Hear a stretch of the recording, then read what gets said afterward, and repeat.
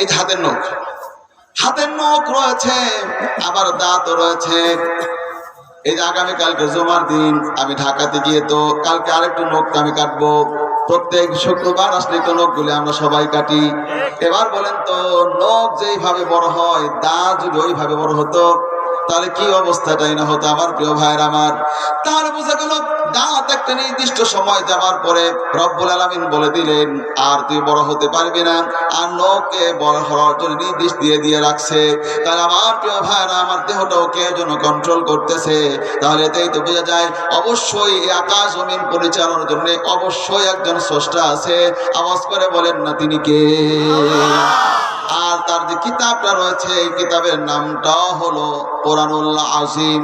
আল্লাহ সত্য, আল্লাহর কোরআনটাও সত্য।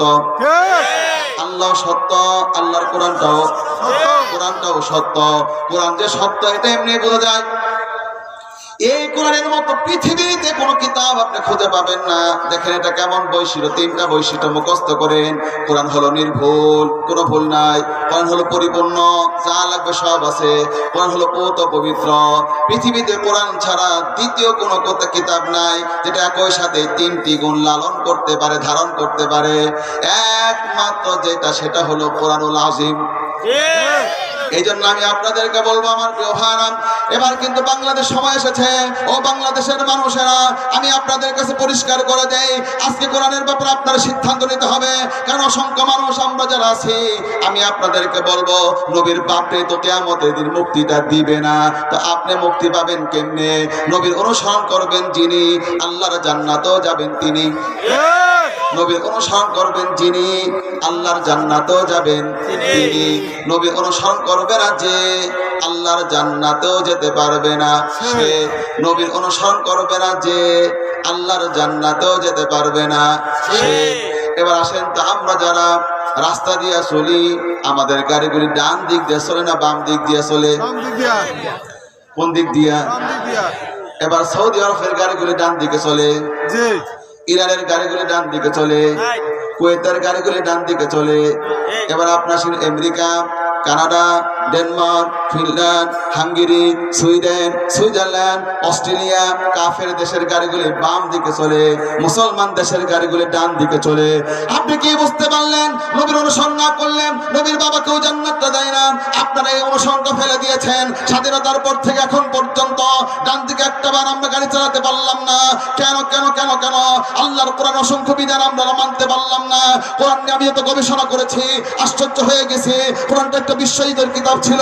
কোরআন মানুষের জীবনের কথা বলে, অর্থনীতি রাজনীতির কথা বলে, সম্পদ আহরণ এবং তা সঞ্চয় ও বিতরণ এবং খরচের সীমা পরিসীমা নির্ধারণ করে।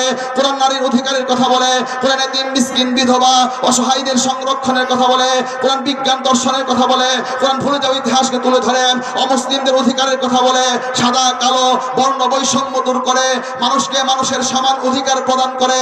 কোরআন আছে উত্তরাধিকারী আইন, ফৌজদারি দণ্ডবিধি, স্বরাষ্ট্রনীতি, পররাষ্ট্রনীতি, যুদ্ধনীতি, খতত্ব, ভূতত্ব, নৃতত্ব, জ্যোতির্বিজ্ঞান সহ মানব জীবনের প্রয়োজন এবং তার সকল বিষয়ের সুস্পষ্ট বর্ণনা। এক কথা, একজন মানুষের মাথা থেকে শুরু করে পায়ের তলা পর্যন্ত, রান্নাঘর থেকে শুরু করে বঙ্গভবন পর্যন্ত, দুলনা থেকে শুরু করে কবর পর্যন্ত মানুষের জীবনে লাগবে যা আল্লাহর কোরআনের মধ্যে রয়েছে। একটা আমরা দেখতে পারলাম নবীর বাবাকে পর্যন্ত জান্নাতটা দিচ্ছে না। এইভাবে চললে বাংলার জমিন আর হবে না।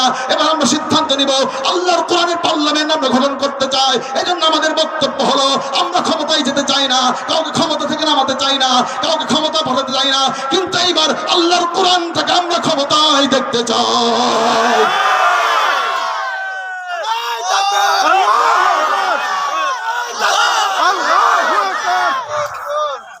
এবার আপনারা বলেন তো, ভাই মন্ত্র শুনতে কথা, চুপ বাচ্চা শুনো।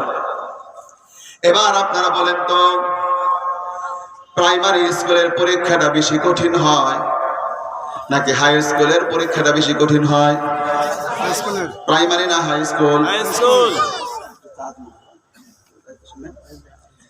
আবার বলেন, প্রাইমারি স্কুলের পরীক্ষাটা, মাইক প্যানটা কই? আজকে মাইক প্যান সার্ভিস ভালো পাচ্ছি না, আমার খুব শক্তি দেওয়া লাগতেছে। মাইকটা তো খুব ভালো ছিল, তোমার মাইকটা তো খুব ভালো, টানতেছে না কারণ কি? আমি যেন বানাই দাও, আমি আমার কথা টানতেছে না তো? সুন্দর করে দেন, সুন্দর করে দেন। Hello hello. এবার বলেন তো, প্রাইমারি স্কুলের পরীক্ষাটা বেশি কঠিন হয় নাকি হাই স্কুলের প্রশ্নটা বেশি কঠিন হয়? High school. আবার জোরে কোন? High school. বেশিরভাগ আপনারা হাই স্কুল বলেছেন, মাঝখানে দুই একজন মনে করে প্রাইমারি স্কুলটাই মনে কঠিন হচ্ছে। এবার আপনারা বলেন তো, তাহলে প্রাইমারি স্কুলের পরীক্ষাটা এবার হাই স্কুলের পরীক্ষাটা, ক্লাস 9-এর একটা ছাত্রকে ধরে এনে যদি ক্লাস 1-এর পরীক্ষায় বসিয়ে দেওয়া হয়, ক্লাস 1-এর পরীক্ষার মধ্যে লেখা হয়েছে ক প্লাস হলো লয়াকার লা সমান সমান কলা, এটা ক্লাস 9-এর ছাত্রের জন্য একেবারে ব্যাপারই না। এবার ক্লাস 1-এর ছাত্রকে ক্লাস 9-এর পরীক্ষায় বসিয়ে দেওয়া হয়েছে, ক্লাস 9-এর পরীক্ষার মধ্যে রয়েছে ত্রিকোণমিতি, পরিমিতি, বীজগণিত, ওই বিচ্ছিত বীজগণিতের বীজই বুঝে না। তাহলে এতে বোঝা গেল প্রাইমারি স্কুলের প্রশ্নের চাইতে হাই স্কুলের প্রশ্নটা বেশি কঠিন। হাই স্কুলের প্রশ্নের চাইতে কলেজের প্রশ্ন আরো বেশি কঠিন, কলেজের চাইতে ইউনিভার্সিটি ভর্তি পরীক্ষা আরো অনেক বেশি কঠিন, বিসিএস পরীক্ষাটা আরো অনেক অনেক অনেক বেশি কঠিন। এবার মুখস্থ করেন, উপরে যাবে যত পরীক্ষা কঠিন হবে তত। এবার বলেন তো, যিনি পরীক্ষা নেয় প্রাইমারি স্কুলের পরীক্ষা যিনি নিচ্ছে যেই টিচার, তার বেতন বেশি না ইউনিভার্সিটি টিচারের বেতনটা বেশি? তাহলে ইউনিভার্সিটির টিচার গুলি হয় বড় বড়, শিক্ষার দিক থেকে বড়, সব দিক থেকে বড়, সর্বদিক থেকে তিনি বড়। এবার আপনারা বলেন তো আমার প্রিয় ভাইরা, এখনই আপনারা বুঝতে পারবেন, আপনি যেহেতু মুমিন হয়েছেন, আল্লাহ পাক কি সুন্দর সুন্দর করে বলেছে আপনার ব্যাপারে, কি পরিষ্কার করে বলছে দেখেন, একটু কোরআন আয়াতটা দেখেন।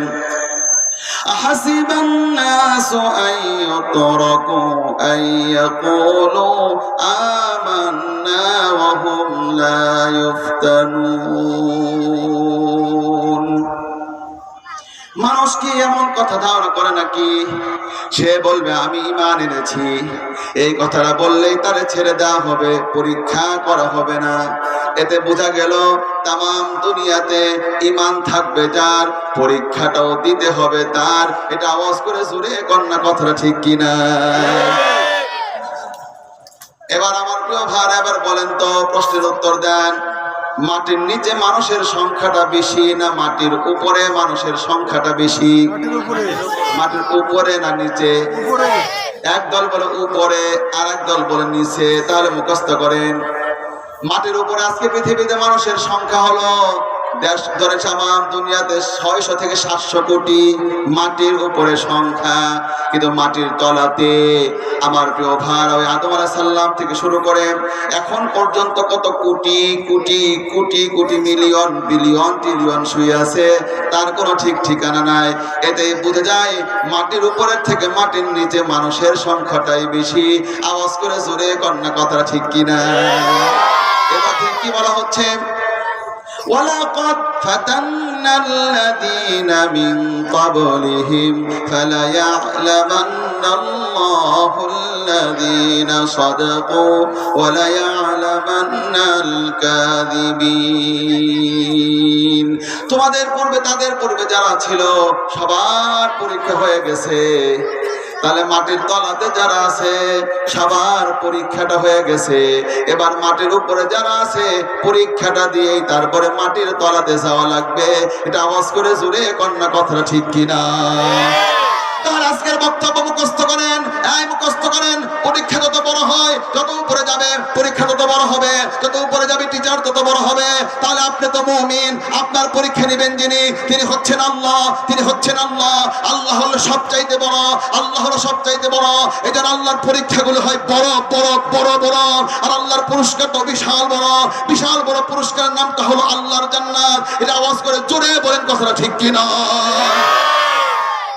এই জন্য মাটির তলাতে যাদেরকে আপনি দেখতে পারবেন, দেখবেন সবাই বড় পরীক্ষা দিয়েছে, একজন ব্যক্তি আপনি খুঁজে পাবেন না। বাংলাদেশের মানুষগুলো এগুলো জানে না।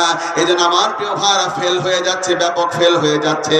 আজকের বক্তব্য শুনলে আপনার কাছে ক্লিয়ার হয়ে যাবে। দেখেন তো মাটির তলাতে উঠায় দেখেন হযরতে বেলাল, 1 নাম্বার সিরিয়াল আমরা দেখলাম হযরতে বেলালকে।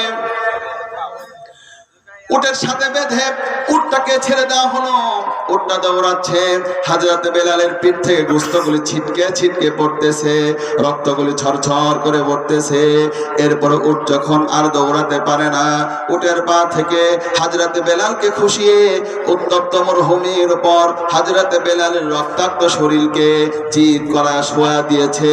কাফের বেঈমানের রড দিয়ে পিটায় আর বলে, বেলাল বেলাল এখনো সময় আছে, মুহাম্মদের আল্লাহকে ভুলে যা, ওই লাত মানাতের উপর ঈমান আন। হযরত বেলাল কোন ক্রমে একটা ভাঙ্গা আঙ্গুল আকাশের দিকে উঁচু করে বলছেন, আহাদ আহাদ আহাদ, লা ইলাহা ইল্লাল্লাহ, লা ইলাহা ইল্লাল্লাহ, লা ইলাহা ইল্লাল্লাহ। কাফেররা মারতেছে, কিরে বেলাল তুই এখনো আল্লাহকে ছাড়লি না? হযরত বেলাল বলতেছে, ওরে কাফেররা শোন, আমার রব বড়, আমার রব বড়, আমার রবের পরীক্ষা বড়, আমার রবের পুরস্কারটা হবে বিশাল বড়, বিশাল বড়, বিশাল বড়। আমি বেলালের জীবনটা দিয়া, বড় পরীক্ষাটা দিয়া, বড় পুরস্কারটা আমি নিয়ে নিলাম, নিয়ে নিলাম, নিয়ে নিলাম। কিভাবে হযরত বেলাল নিয়েছিল? এই জন্য দুনিয়া থাকতে আল্লাহর নবী বলেছিল, ইয়া বিলাল হাদ্দিসনি বিআরজা আমালিন আমিলতাহু ফিল ইসলাম ফা ইন্নী সামিআতু দাফানা আলাইকা বাইনা ইয়াদাইয়া ফিল জান্নাহ। বেলাল তুই কি করলি রে? আমি জান্নাতে গেলাম, তোর পায়ের আওয়াজগুলো আমি সেখানে শুনতে পারলাম। তাহলে বুঝতে পারলাম মাটির তলাতে আপনারা যারা বসে আছেন, বাংলাদেশের মানুষ জানে না রব যে বড়, রব যে বড়, রবের পরীক্ষা হবে বিশাল বড়, বিশাল বড়, বিশাল বড়, রবের পুরস্কারটা বিশাল বড়, বিশাল বড়। আজকে এই সিদ্ধান্ত নেন, আমি আপনাদের সব তথ্যগুলি ফাঁস করে দিচ্ছি। নবীর পাপও কিন্তু কিয়ামতের দিন মুক্তি পাচ্ছে না। বিষয়টা কিন্তু এত সোজা না, এত সোজা না, এত সোজা না। এবার আসেন তো আমার প্রিয় ভাইরা, মাটির তলাতে আরেকজন মহামানবকে দেখি, নাম হলো হযরত ইয়াসির রাদিয়াল্লাহু তাআলা আনহু। হযরত ইয়াসির ডান পাটা বেঁধে দেওয়া হলো, হযরত ইয়াসিরের বাম পাটা বেঁধে দেওয়া হলো, দুইটা উটের সঙ্গে দুইটা পা বাঁধা হলো। এবার বলা হলো, ইয়াসিন বল বল বল, তুই তোর মালিককে ছাড়বি কিনা? হযরত বেলাল বলল, হযরত ইয়াসির বলতেছে, না না না, আমার মালিক বড়, আমি জানি আমার মালিকের পরীক্ষা বড়, আমি জানি আমার মালিকের পুরস্কারটা বিশাল বড়, বিশাল বড়, আমি বিশাল বড় পুরস্কারের জন্য প্রস্তুত হয়ে গেলাম। হযরত ইয়াসিরের উট দুইটা দুই দিকে ছেড়ে দেওয়া হলো। এবার দুইটা উট দুই দিকে দৌড় দিল। হযরত ইয়াসিরের দেহটা মাঝখান থেকে আস্তে আস্তে ছিঁড়তে লাগলো। টান যত পড়তেছে দেহটা ছিঁড়ে যাচ্ছে, দুই টুকরো হয়ে দুই দিকে চলে গেল। হযরত ইয়াসির জিরিয়া থেকে বিদায় হয়ে গেল। বড় পরীক্ষাটা দিয়া বড় পুরস্কারটা হযরত ইয়াসির নিয়ে গেল। এবার সামনে আরো অগ্রসর হন। হযরত খাব্বাবের দিকে আপনি তাকায় দেখেন। হযরত ওমর বলল, ও খাব্বাব, তোমার কোমরটা তো চিকন কেন, এত চিকন কেন? এত চিকন কোমরা লোক তো আমি কোনোদিন দেখি নাই। হযরত খাব্বাব বলো, ভাই ওমর তুমি জানো না, এই দিনের জন্য আমাকে অত্যাচার নির্যাতন করা হয়েছে, আমাকে এত নির্যাতন করা হয়েছে, দিনের পর দিন না খাইয়ে রেখেছে। এরপরও যখন তাদের কথার উপরে বিশ্বাস করি নাই, আংটা আগুন জমিনের উপরে বিছিয়ে আমি খাব্বাবকে তার উপরে চিৎ করা শোয়া দিয়েছে। আমি যেন নড়াচড়া করতে না পারি, তার জন্য আমার বুকের উপর পাথর চাপা দিয়েছে ওরা। ওই আংটা আগুনগুলি আমার পিঠের গোশত পরে পরে পিঠের মধ্যে যে প্রবেশ করেছিল, দেখো ওমর আজও পর্যন্ত আমার ওই দাগগুলি মুছে যায় নাই। এখানে শুধু শেষ নয়, এই মুখস্থ করে নেন আমার প্রিয় ভাইরা, রব বড়, রব বড়, রবের পরীক্ষা হবে নিশ্চিত বড়, নিশ্চিত বড়। এই পরীক্ষা থেকে বাদ কেউ পড়বে না। নবীর আত্মীয় স্বজন হলো মুক্তি হবে না। এজন্যই তো নবীর চাচা আমির হামজা পর্যন্ত তারও বড় পরীক্ষা দেয়া লেগেছে। আমির হামজাকে বড় পরীক্ষাটা দিতে গিয়া কলিজাটা পর্যন্ত, আপনারা জানেন ওয়াহশী নামক একজন ব্যক্তি এত জোরে বল্লমটা মেরে দিল, ওয়াহশী পড়ে গেল, ওয়াহশীর লাশটা পড়ে আছে। হিন্দা নামক নারীটা এসে ওয়াহশীকে বলল, এবার কানটা ছিঁড়ে ফেলো, নাকটা কেটে ফেলো, চোখগুলো উপড়ে ফেলো, লজ্জা স্থানটা টুকরো টুকরো করে ফেলো, কলিজাটা মাঝখান থেকে ছিঁড়ে ফেলো। কলিজাটা মাঝখান থেকে ছিঁড়ার পরে আমার প্রিয় ভাইরা, এরপরে এখানে শুধু শেষ নয়, হিন্দা নামক নারীটা কলিজাটা চিড়ে চিড়ে চিড়ে চিবে চিবিয়ে চিবে চিবে চিবে চিবে চিবে তারপরে খাচ্ছে। আমার প্রিয় ভাইরা, তাহলে আপনারা কি বুঝতে পারলেন? নবীর আত্মীয় স্বজন হলো পরে মুক্তি নাই। আপনারা বলেন তো, আমার দিকে তাকায় সবাই বলেন তো, নবীর নাতি দামি না কম দামি? জোরে বলতে হবে, দামি না কম দামি? আপনি আর আমি কে? আমি আপনাকে আন্ডা কিছুই না আমার প্রিয় ভাইরা।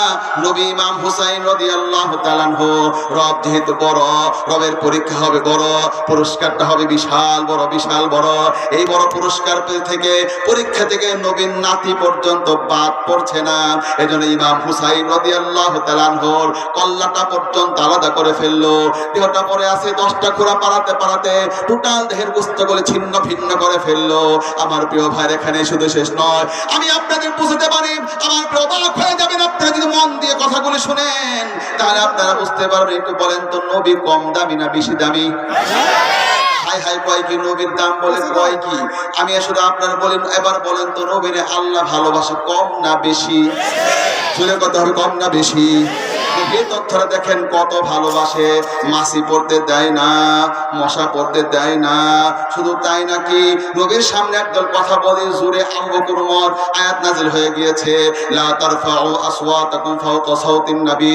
এই নবীর আওয়াজের উপর তাদের আওয়াজ যেন বেশি না হয়। যদি হয় আন তাহবাতা আমালুকুম, জীবনের সব আমলকে শেষ করে দিব।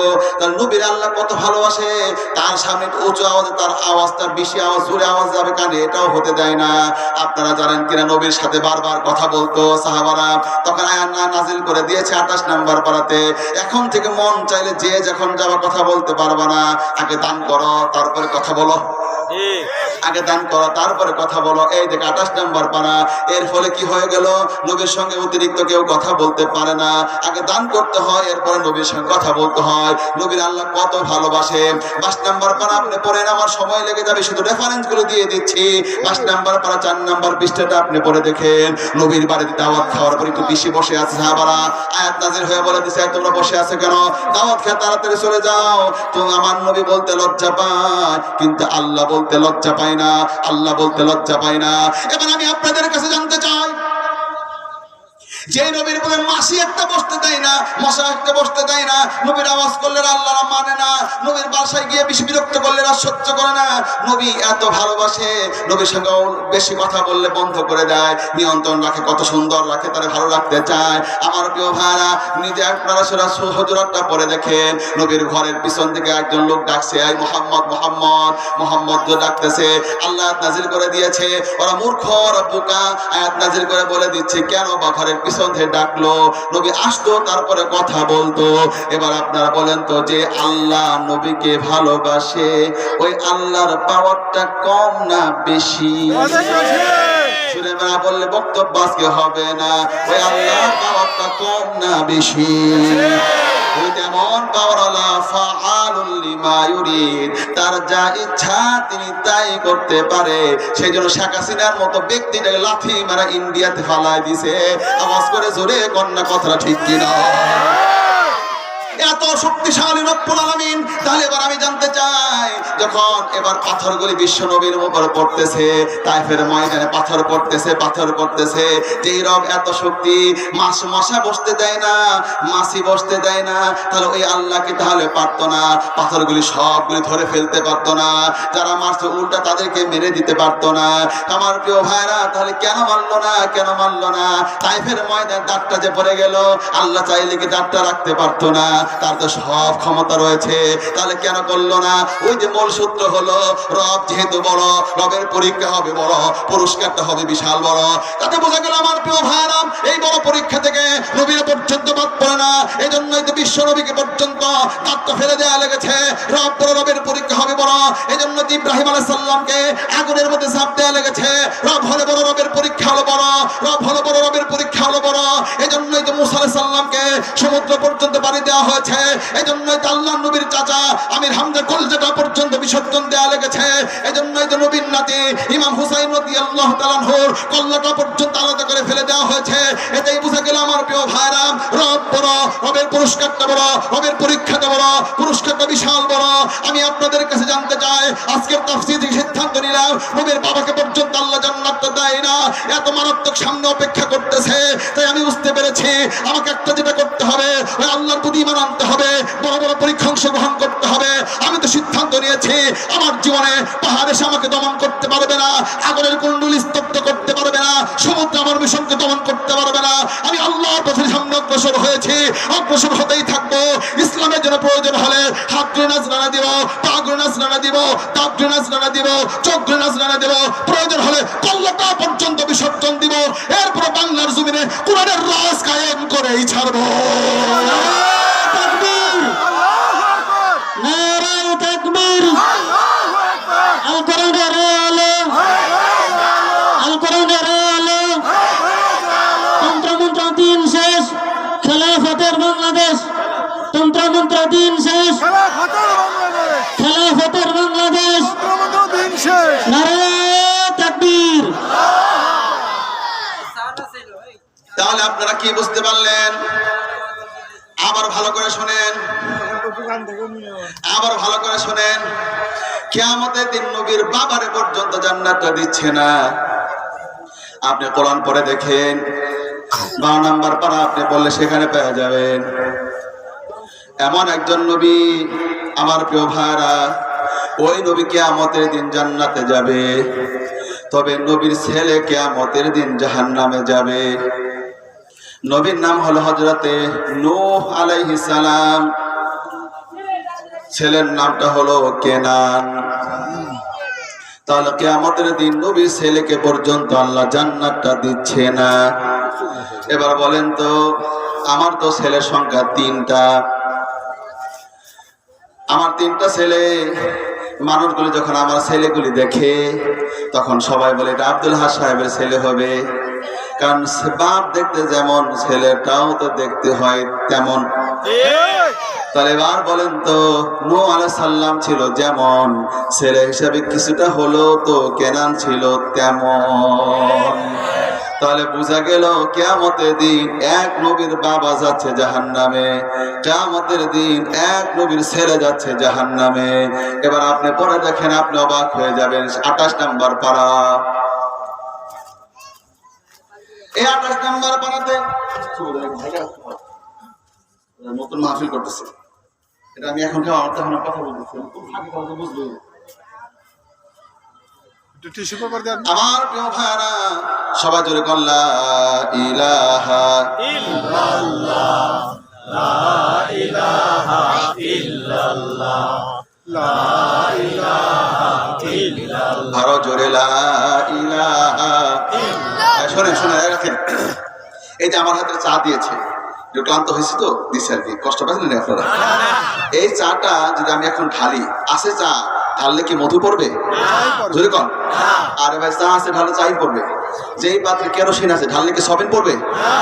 না, পাত্রে যা আছে ঢাললে তাই পড়বে। যাদের হৃদয়ের মধ্যে আল্লাহর ভালোবাসা আছে, আল্লাহর মহব্বত আছে, আল্লাহর নাম উচ্চারণ করতে পারলে চিৎকার দিয়ে উচ্চারণ করতে পারে। মুনাফিক আর মুনাফিকের সন্তানের আল্লাহর নাম চিৎকার দিয়ে দিতে পারে না। আওয়াজ করে বলেন কথা ঠিক কিনা? তাই এখানে মর্তে মুজাহিদেরা, আমার দিন ভাইরা, আল্লাহর নাম চিৎকার দিয়ে নেন। আকাশ বাতাস বাংলাদেশে এখন আমরা আল্লাহর নাম চিৎকার দিয়ে নিব না, মানে নিব কি? আমাদের তো সিদ্ধান্ত হলো। আর আমরা দেখতে পাচ্ছি কয়েকদিন পরে আমেরিকার ওয়াশিংটন ডিসির মাথায় কালেমার পতাকা উড়বে, মস্কোর রাজধানীতে ইসলাম ছড়িয়ে পড়বে, চাইনার পিকিং এর রাজধানীতে আল্লাহু আকবার স্লোগান উঠবে, দিল্লির লাল কেল্লাগুলি আবার মুসলমানরা শাসন করবে। আওয়াজ করে বলে কত ঠিক কিনা? তাকবীর, নারে তাকবীর, নারে তাকবীর। আল কোরআনের আলো, আল হাদিসের আলো, নারে তাকবীর। নরমাল ইমানদাররা আমাদের সাথে যেতে পারবে না। চাচা তুমি ভুলে যাও, তোমার কপালে বুঝি জান্নাতটা নাই। নরমাল ফালতু লোক আমার প্রিয় ভাইরা জান্নাতে আশা করে বসে আছে। তুমি আমার সঙ্গে তাফসীরটা শুনো। নবীর বাবারে পর্যন্ত ছাড় দেয় না, নবী দোয়া করে আল্লাহ দোয়াটাও পর্যন্ত কবুল করে না। বিশ্ব নবীর দোয়া কবুল হয় নাই, খালি সারা জীবন দোয়া শুনে। নবীর দোয়া করতে দেরি, দোয়া কবুল হতে দেরি হয় না। শুধু এই ওয়াজ সারা জীবন শুনছেন, কিন্তু এই আওয়াজ কেন শোনেন না? বিশ্ব নবীর দোয়া পর্যন্ত আল্লাহ তাআলা কবুল করে না। দেখেন এই আয়াত বের করে দেখায়, 11 নম্বর পারা 4 নম্বর পৃষ্ঠা। এই যে বের করে দিছি, আল্লাহ নবী দোয়া করতেছে তার চাচার জন্য। অমান সমায়াত নাযিল হয়ে গেছেন, মা কানা লিন-নাবী ওয়াল্লাযীনা আমানু আইয়াস্তাগফিরু লিল মুশরিকিনা ওয়ালাউ কানু উলি কুরবা। অর্থ শুনতে হবে, শুনবেন। কোন নবীর জন্য শোভনীয় নয়, কোন মুমিনের জন্য শোভনীয় নয় একজন মুশরিকের জন্য ইস্তিগফার করবে, যদিও সে নিকটবর্তী আত্মীয় স্বজন হয়। যখন এটা পরিষ্কার হয়ে যাবে সে জাহান্নামী। তাহলে আমার প্রিয় ভাইরা, বিশ্ব নবীর দোয়া কবুল হয় না, তার চাচার জন্য দোয়া করেছেন, আল্লাহ দোয়া কবুল করে নাই। বিশ্ব নবীর দোয়া কবুল হয় নাই, তার মুসল্লির জন্য দোয়া করেছে, আল্লাহ তাআলা দোয়াটা কবুল করে নাই। এই আয়াতখানা ভালো করে দেখেন, আল্লাহ তাআলা বলছেন, ইস্তাগফির লাহুম আও লা তাস্তাগফির লাহুম ইন তাস্তাগফির লাহুম ৭০ মাররাতান ফালান ইয়াগফিরাল্লাহু লাহুম। হে নবী, তুমি তোমার ওই মুসল্লি তার জন্য ক্ষমা চাও অথবা ক্ষমা নাই চাও, ৭০ বার যদি তুমি ক্ষমা চাও, আল্লাহ পাক তোমার এই মুসল্লির ক্ষমা করবে না। তার ইব্রাহিম আলাইহিস সালামের দোয়া কবুল হয় না। হযরত ইব্রাহিম আলাইহিস সালাম আল্লাহর কাছে দোয়া করেছে, আল্লাহ আমার বাপকে আপনি maaf করে দেন। আল্লাহ তাআলা বলেন, ইন্নী হারামতুল জান্নাতা আলাল কাফিরিন। ইব্রাহিম আলাইহিস সালামের মতো পয়গম্বরের দোয়া কবুল হচ্ছে না, বিশ্ব নবীর মতো মহামানব দোয়া করতে দোয়াটা কবুল হচ্ছে না। বিশ্ব নবী তার চাচার জন্য দোয়া করলো, দোয়া বলল হবে না। তারপরে তার চাচা মুসল্লির জন্য দোয়া করলো, দোয়া কবুল হবে না। হযরত নূহ আলাইহিস সালাম তার ছেলের জন্য দোয়া করলো, আল্লাহ তাআলা বলল, ও নূহ তুই দোয়া করলি কে, দোয়া করো অপরাধ হয়ে গেছে। এভাবে আয়াত নাযিল করে দিয়েছে, যদি ভবিষ্যতে কোনোদিন তুই কারাবারে এমন করে দোয়া করো, তাহলে তোমার নবুয়তের দফতর থেকে তোমার নামটা ক্যান্সেল করে দেওয়া হবে। এই সাথে নিজের চোখে দেখেন। আল্লাহ তাআলা বলল, ইব্রাহিম সালাম দোয়া করছেন, নূহ আলাইহিস সালাম দোয়া করছেন, ওয়ানাদা নূহুর রাব্বাহু ফাকালা রাব্বি ইন্না বনী মিন আহলি ওয়া ইন্না ওয়া'দাকাল হক ওয়া আনতা আহকামুল হাকিমিন। নূহ আলাইহিস সালাম বলল, হে রব, এটা আমার সন্তান, ইন্না বনী, ইয়া মুতাকাল্লিম দিয়ে ইন্না বনী, আমার সন্তান।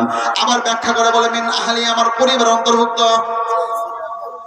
ব্যাখ্যা করে বলছে আমার পরিবারের অন্তর্ভুক্ত, আপনার ওয়াদা সত্য, আপনি হলো আহকামুল হাকিমিন। ও আল্লাহ আমার ছেলেরা মাফ করে দেন।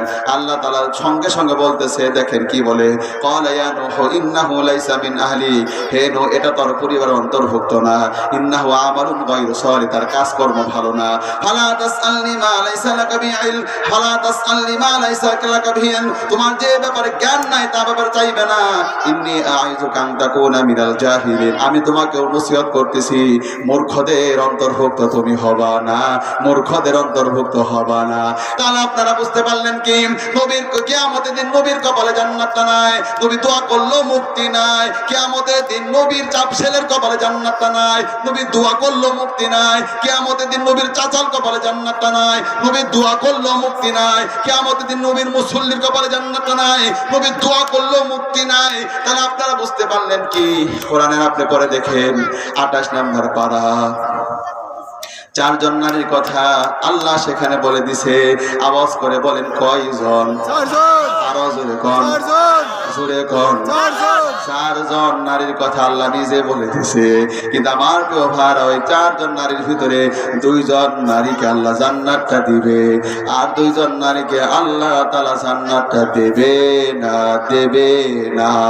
আমার প্রিয় ভাইরা, আশ্চর্য হয়ে গেছি যে ২ নারীকে জান্নাতটা দেবে না, ওই ২ নারী হলো ২ নবীর বউ, ২ নবীর স্ত্রী হয়েছিল, কিন্তু জান্নাতে যাওয়ার সৌভাগ্য অর্জন করতে পারেনি। আপনাকে এই দেখেন আয়াতখানা আমার সামনে বের হয়ে গেল। ضرب الله مثلا للذين كفروا امرأة نوح وامرأة لوط।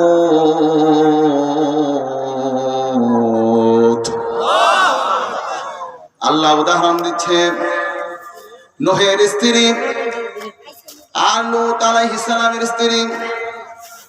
كانتا تحت عبدين من عبادنا صالحين فخانتاهما فلم يغنيا عنهما من الله شيئا وقيل ادخلا النار مع الداخلين তারা দুইজন ছিল আমার দুই নেক বান্দার স্ত্রী, কিন্তু তারা তাদের সঙ্গে খেয়ানত করেছে।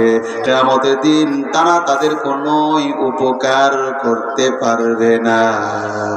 সেদিন বলা হবে অসংখ্য নারীকে জাহান্নামে যা, ওই অসংখ্য নারীর সঙ্গে দুই নবীর দুই বউ জাহান্নামে যাবে। স্পষ্ট বলে দেওয়া হয়েছে নবীরাও তাদের বউদেরকে বাঁচাতে পারবে না। তাহলে আপনারা কি বুঝতে পারেন? বিশাল লেকচারটা শুনে 1 ঘন্টা লেকচার হয়ে গেল। শুধুমাত্র আমি আপনাদেরকে দেখাচ্ছি, ও বাংলাদেশের মুসলমানেরা মন দিয়ে তোমরা শোনো, হৃদয় দিয়ে তোমরা কথাগুলি শোনো। মনে করতেছেন সব তো আমরা জান্নাতে যাবই। না না না, তো সোজা না, তো সোজা না, এত সোজা না। আমার প্রিয় ভাইরা মুখস্থ করে নেন, হিন্দু জাহান্নামে যাবে, খ্রিস্টান জাহান্নামে যাবে, বৌদ্ধ জাহান্নামে যাবে। এবার মুসলমানের কথা আমি একটু বলি, বলেন তো যেই জিনিস যত বেশি দামি হয় সেই জিনিস তত বেশি পরিমাণে ভেজাল হয়। আর জোরে সবাই বলেন কথাটা ঠিক কিনা? 2 টাকার নোট নকল হয়েছে এমনটা শুনি নাই, যে 500 টাকার নোটটা যেহেতু দামি, 500 টাকার 5টা নোট থাকলে তার মধ্যে একটা ভেজাল হওয়ার সম্ভাবনা বেশি। এবার বলেন তো স্বর্ণটা কম দাম না বেশি দাম? জোরে কোন? সামনের লোকটা ওয়াজটা ভালো বুঝবে, পিছনের লোকের থেকে আপনার উত্তর দিচ্ছে না, কম বুঝবেন এমনিতেই। কিন্তু সবাই বলেন তো স্বর্ণটা কম দাম না বেশি দাম? স্বর্ণ যদি দামি, তাই স্বর্ণ ভেজাল হওয়ার সম্ভাবনা বেশি। স্বর্ণ যদি স্বর্ণের বাপও যদি দেয়, স্বর্ণকারের বাপ স্বর্ণ দিচ্ছে, ছেলে বাবারে বিশ্বাস করে, তাই স্বর্ণরে বিশ্বাস করে না। তাই ওই স্বর্ণটাও চেক করে তারপরে গ্রহণ করবে। এটা আওয়াজ দিয়ে জোরে কন্যা কথা ঠিক কিনা? এবার বলেন আমার প্রিয় ভাইরা, এই মানুষের অন্তরে যে ইমানটা আছে, এই ইমানটা কম দামি না বেশি দামি? ইমানটা কত দামি, কত দামি?